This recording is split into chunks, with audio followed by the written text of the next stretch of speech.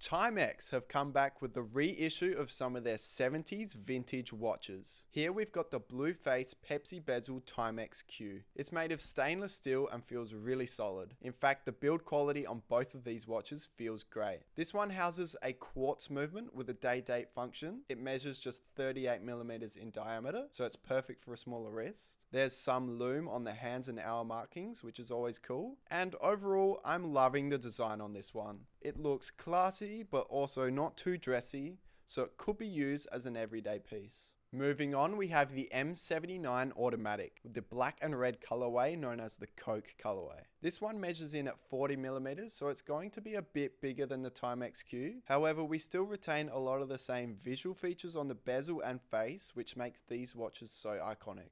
We've got a day date function like the Q, and both watches have a water resistance of 50 meters and just feel like quality products. Timex is a brand that have been in the game for a long time, and they know what they're doing, so you can be sure you'll be getting a great watch when you buy Timex. If you like the look of either of these two retro Timex reissues, you can find them online at watchdepot.com.au. Make sure to grab one while you can.